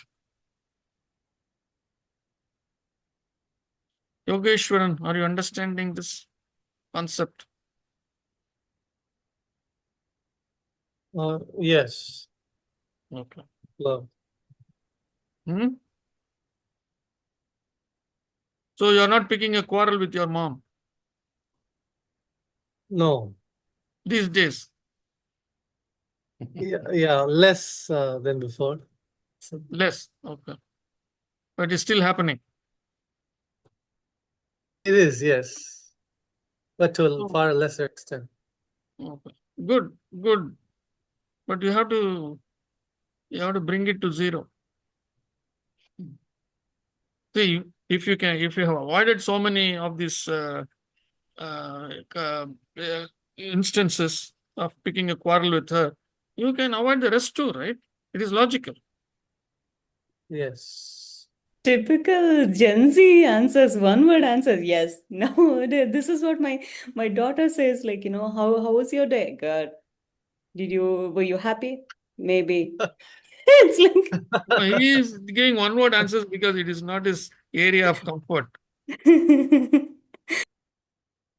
So he is very careful, very guarded, because if he says one more word, he knows that I will catch him. No, in this case, Yogesh should be very happy. Ashwini is comparing him with like maybe a middle school girl or a elementary school girl.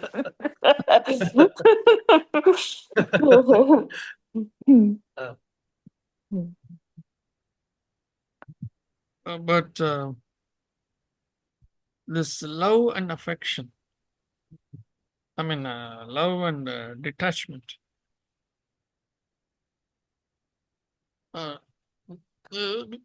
It's a thin line. Until you understand, it's a very, very thin line. Very thin line.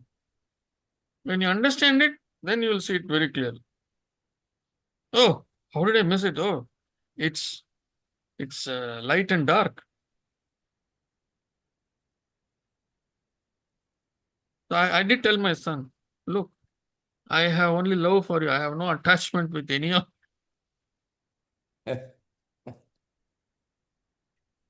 So unless they come across and go through a lot of these sessions, I don't think anybody will understand.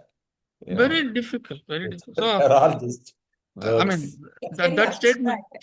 abstract. Kumar, the sutras in themselves are very abstract. Absolutely. So it's only because of you taking the trouble to explain or translate the sutras into something which we can all relate to, with examples of something which happens on a day-to-day basis.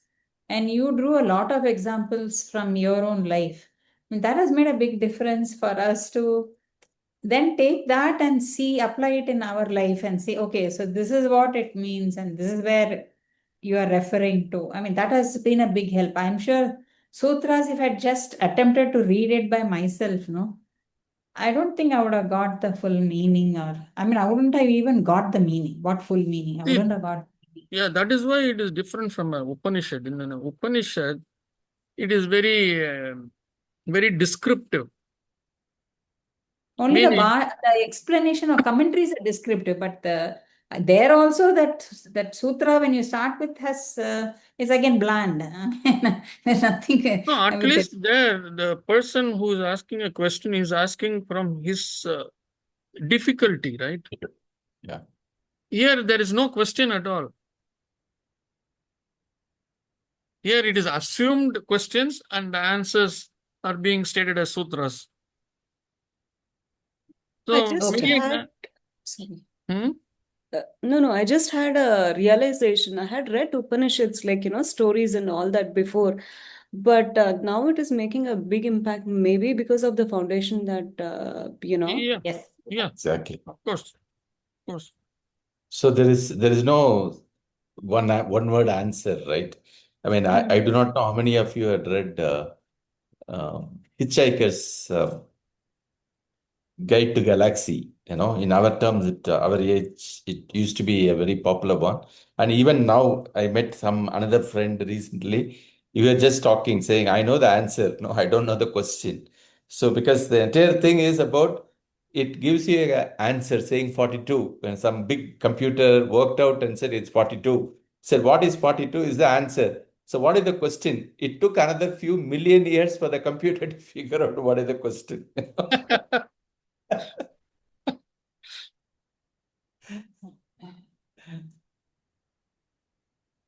So this various things one has to go through, understand, and if I'm giving any explanation in the class, it's all due to Dr. Rajan and nobody else, because he has done enormous service to humankind. Has been so patient to reveal all this to many people. Um, I only wish more people take it. But this is a difficult subject. Nobody wants it. See, that's why I'm saying only those who karmically have to get this message will get it. I mean, at least only those karmically have to get it will come to this class. And then, There's a saying, Kumar, when the time is right, the guru will appear. yes, yes, I mean, I really believe it. I really believe it. yes. It makes a big difference. But even when we come to this class, there is a certain amount of perseverance that is needed. We have to map our life to see if if whatever Patanjali Muni is saying, is it applicable to my life? If it is applicable, then I have to take action. When I have to take action, certainly I will ask questions. If I'm not asking questions, that means I'm not ready to take action.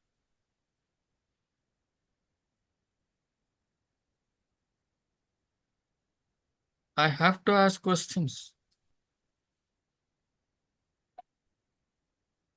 Because when I try to implement, that's when all these things are, oh, how do I implement it? When I'm making sambar, all these questions arise.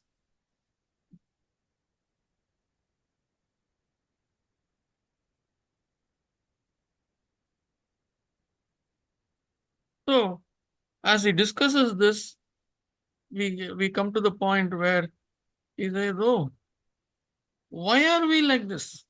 Right? Why is it we are unable to focus? Why is that we are unable to detach? Why is that we are unable to do abhyasa practice on a sustained basis? And then Patanjali Muni says, Vyadhisthana samshaya pramada alasya abhirati bhranti darshana alabdha bhumikatva anavastitatvani chitta vikshepastehe antarayaha. He says that. So he says, Vyadi, the disease, jnana, laziness, inertia, samshaya, confusion, or too many questions in the head. First question itself, when somebody invites us to a program like this, to a class like this, we'll say, oh, sir, I have a lot of other things to do. How is this? How is it going to help me? I had the same question when somebody invited me way back in 80. not 80, 90. He said, just come for 1 week. I think it was 10 days retreat. I was in India at that time. He said, no, I'm waiting for interviews to come from USA. I've just come back from there and I've asked them to contact me. He said, if you come to this retreat during those 10 days, no interview is going to come to you. It will come right after that.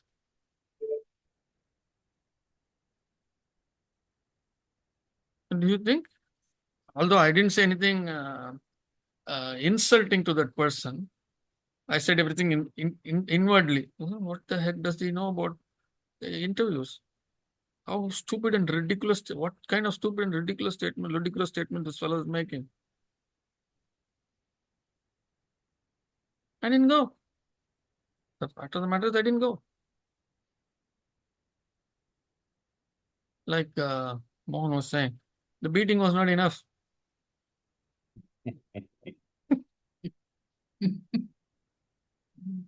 I know. Yeah.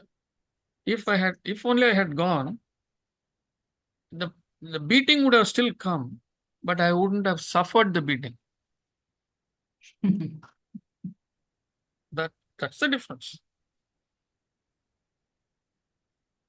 So things don't change. Our thoughts about them change. Yeah, exactly. The sun will rise. Very difficult to wrap your head around it, Kumar. Yeah. We all want change, but we don't want change here. We want change out. Yes. Everything has to get better for me. Right? I mean, that's Yes. the whole, Yes. that was the purpose of life. You study well, you get a good job, everything for that outside. The kleshas will also tell us, no, I will change the moment I see a change outside. Yeah, I know. Yeah. Correct. The moment I see a change outside, in whatever aspect that I'm looking forward to, at least a little bit, at least for 5% or 10%, if I say, oh, then I will also change. That 5%, 10% is never going to happen because our expectations are always on the rise. It may have come also, but my expectations have changed. Yeah, that's what I'm saying.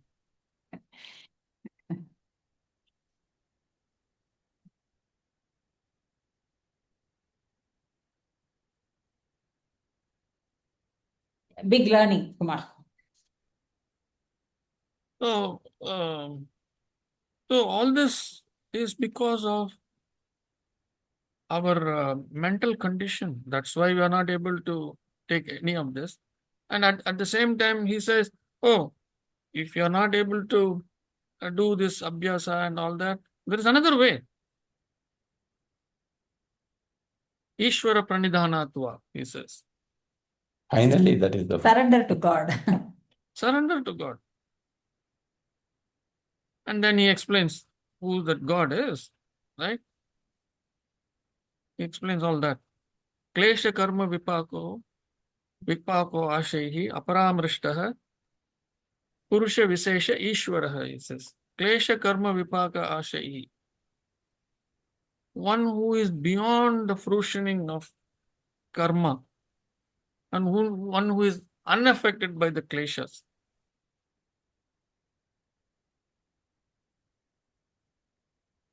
One negative, not negative basically, but one problem that I face with all this is earlier I used to have a lot of devotion and love towards a form, God in form like Ishvara, Ganapati and all. Now I have, but that realization of not putting the God in one human form. Now I'm like, there is beyond this. This is only the form and character that I have put into it.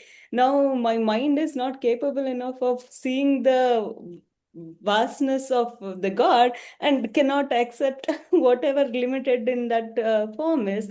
That is very disturbing for me. So congratulations, you have put God in his or her place.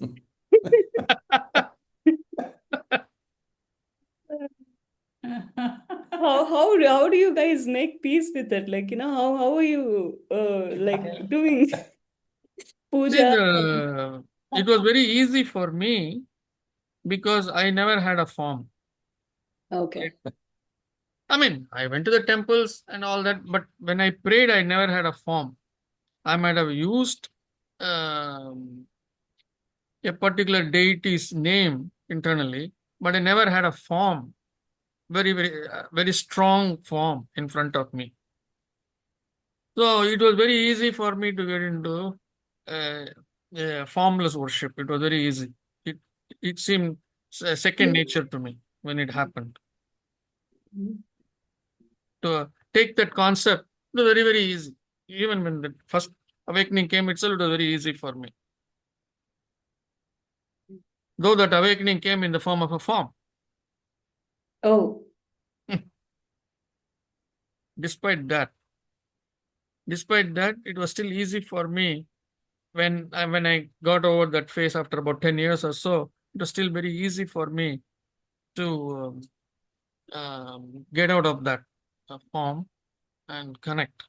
And to make peace with no form. I'm curious to learn what Tammy and Tatiana had motivation towards this formless God. Obviously they have their own upbringing and exposure to the concept of spirituality. Tammy, how was your journey into it? Okay, that is probably a very long book, but what comes up is looking for God. I was a Protestant Christian. Well, I wasn't baptized, and I believed in angels because of the saints. So I kind of imagined them, even though we didn't really have saints in Protestant land, whatever. I did go to church a lot. I always was looking for God. Used to go to my pastor all the time. I'm like, how come we never talk about God? Where's pictures of God? How come we can't see God? And so I kept going from religion to religion to look for God in their religion, which is kind of it's not a silly thing, but so I have like a roundedness looking for God. And I came to Dr. Rajan's group, you know, in a unique way. And I got brought here. But then I really felt like I got to meet God, which I've learned is an energy. And so all of the devas and things like that, which, I used to call angels, and Dr. Raj is like, whatever. So we had things around that, I'm like, no, they're angels. But it's we have, just like we have friends here.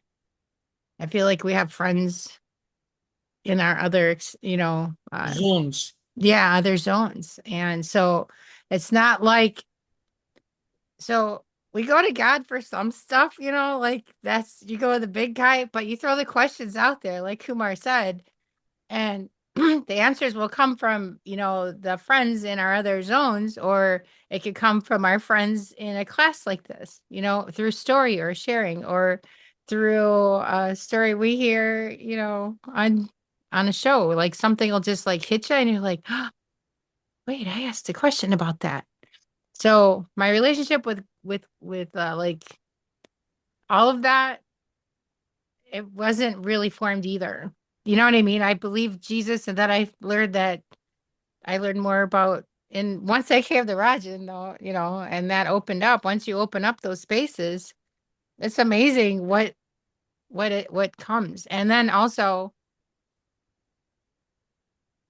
there's a lot of, I don't want to say dirt, but we have all these guilts and shames for things. And sometimes they're given to us, shame on you. And sometimes we take them, and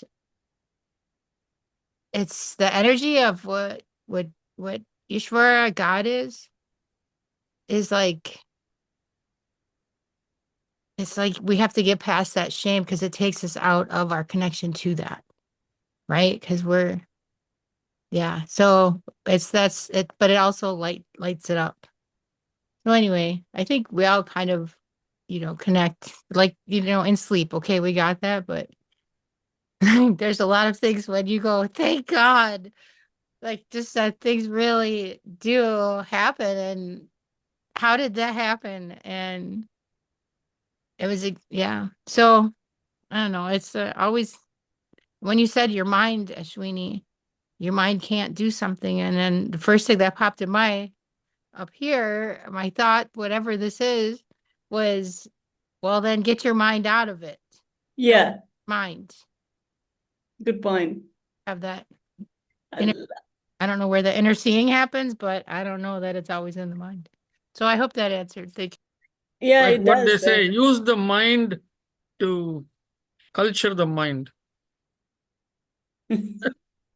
No, she said something very valuable, but it's more of experiential, and I am pretty sure that I have not reached a stage where I can comprehend the vastness or limitless concept through this mind. So get out of that mind to see that or experience that.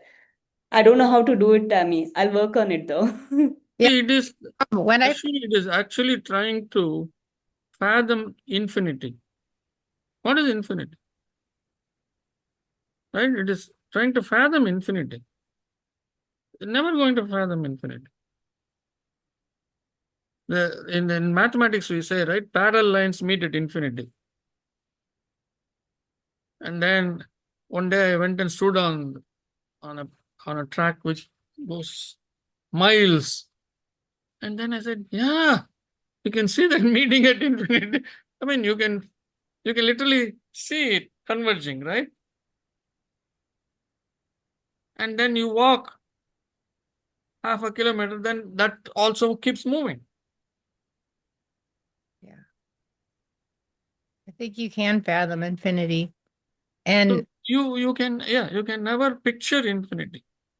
And Ashwini, you have to learn your mind. It's about learning how, like, you have to learn your body. You don't have to, but learning your mind, how your mind works, when it works, why it works. Why is this here?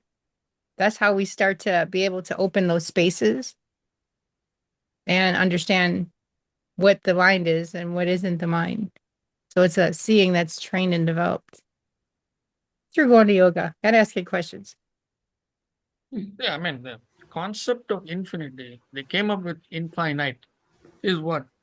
It's something which we cannot define, correct? That is infinite. Be it number or be it anything for that matter. We say infinite stars because we cannot count it. We don't know how many there are. There is no way of doing it. So that being the case, how are we going to say that Ishvara is all this? See, that becomes very crucial because when we are trying to have that one point focus ekagrata, which is very basic in starting yoga, Yes. It is like, counter, what do you say? It is difficult because one place you say it is infinite, and one place you say you can have that one point focus. Now, to have that one point focus, you need to have that devotion somewhere. Otherwise, it is difficult to uphold that devotion for a longer duration of time. So, in order to develop that one point focus, that understanding of the formless God should come later in the journey. Exactly. That is what Patanjali Yoga Sutra also says, right? Initially, he's saying, take any form. That's all he says. Yeah. Take any form. Forms are our imagination. How it can look. be a picture, it can be a statue, it can be a scenery, anything for that matter.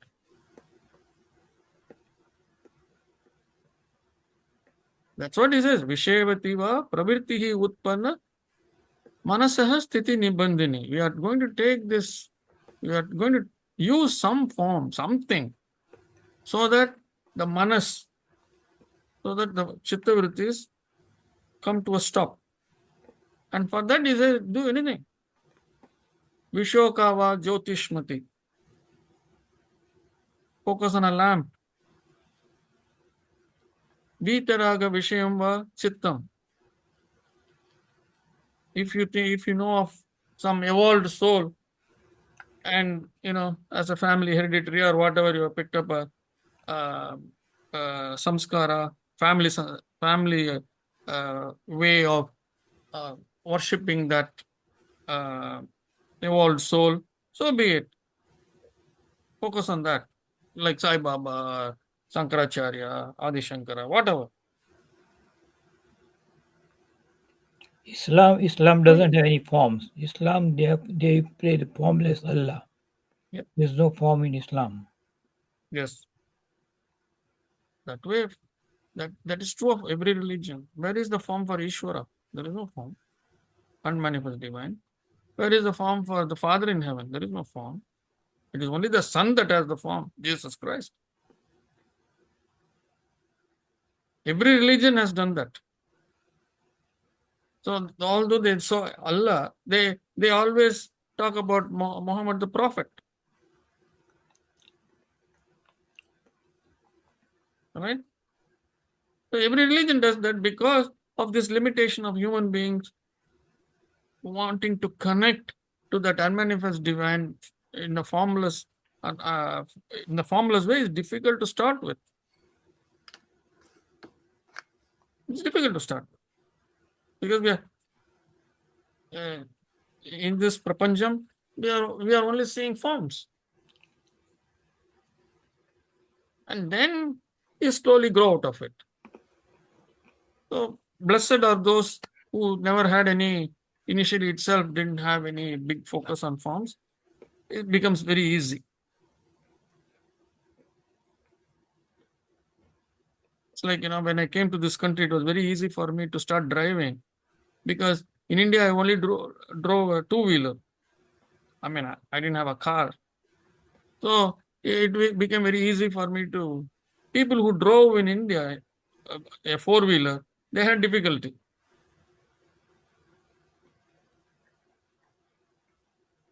It's something related to that. Without a form, it's easy, but it's not insurmountable difficulty.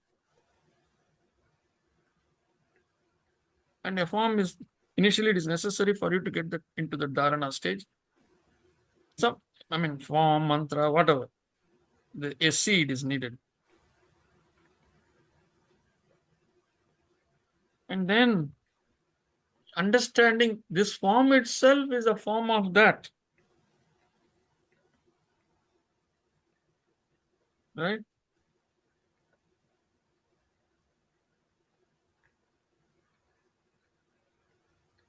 So on that note, let's wind up here. It's already 10 minutes past 9 o'clock. Are we meeting Yogeshwaran at 7:30 your time? Yes, let us do that.